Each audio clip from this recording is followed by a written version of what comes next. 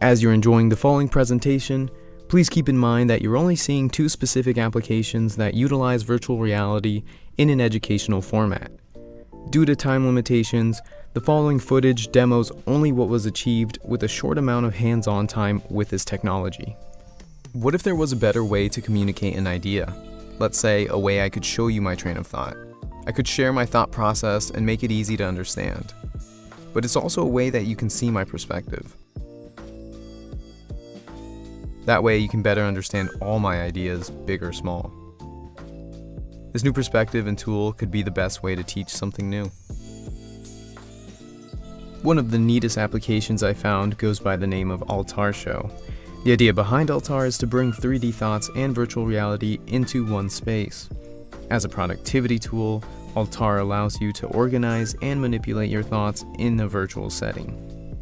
To name a few features of AltR Show, there's 3D sketching, which lets you draw and write in three-dimensional space. Media boards let you recreate lifelike whiteboards and canvases to draw on. AltR Show also lets you import and export images and models. This allows you to manipulate and take a closer look at 3D and 2D content, whether they're images or perhaps objects. Another neat feature about AltR Show is the ability to teleport. This allows you to navigate around the setting, going to different platforms, and ultimately giving you space to create new and different environments. First and foremost, I really want to show how easy it is to actually use AltR. I'm going to be doing this by setting up a makeshift gallery. In this case, we're going to have a group of images, and we're going to literally set them up in this environment and import them. As you might have noticed already, it's as simple as selecting and placing the images from this wheel. I can rotate them, move them, and eventually we'll be able to write on them. Meanwhile, the rest of the gallery is being set up. I'd like to take a moment to note that these images could easily be other types of files. Whether it's a PDF or a 3D model in an object format, they would also be imported in this same exact fashion. When we think about it, this virtual environment, the tools available, and the ability to share this perspective and experience, it's apparent that this becomes a powerful and even enriching medium. And once you're satisfied with how you've set up the gallery, the last thing you might want to do is delete the import ring. Once you've done this, the freedom to move around this environment is yours. Whether you want to get closer to these images or perhaps farther away, you're free to explore the content you've created.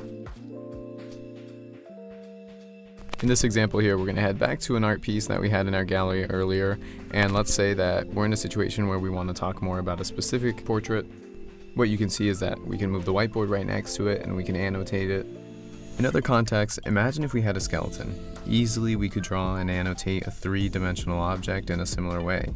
Using a tool like this for complicated structures like a skeleton would enable individuals to manipulate, interact, and further understand its properties, especially in circumstances where an instructor might be able to provide guidance. Now, a very practical and simple scenario where we might want to draw on an image, we might want to highlight a certain aspect to it. In this case, let's say the earrings in this portrait. We can go ahead and just simply draw on it just as if it was a whiteboard. That about wraps up AltR Show. With these features and examples I've shown, we can see that AltR Show is really a powerful application and tool for any learning environment. Google Earth. You've probably heard about it. You've probably played with it at some point in your life. Whether you're a kid, whether you're an adult. The idea of being able to travel without actually traveling is a fascinating idea. But with virtual reality, this idea becomes more practical than ever. And when you pair Google Earth and virtual reality together, they provide a unique way to access physical locations. Using Street View and flying to destinations brings a new perspective to landmarks, buildings, and geography.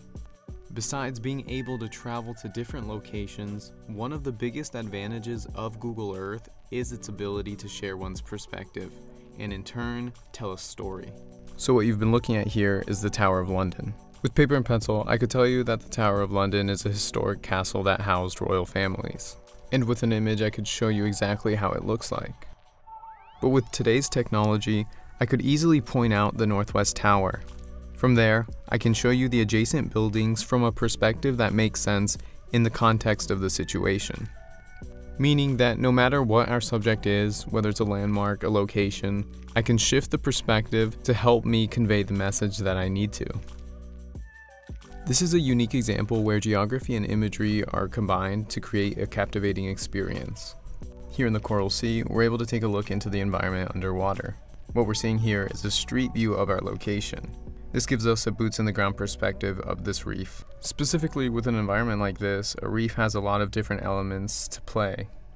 You've got your animals, wildlife, you have on top of that your coral, your different vegetation, and all of this is visible from the perspective that we get to share. This extends to other subjects, whether it's a class about ecology, marine biology, or maybe you're just showcasing environments that are endangered. With access to a tool like this, not only can you teach in a new way, but you can also create assignments based off these experiences that you've created.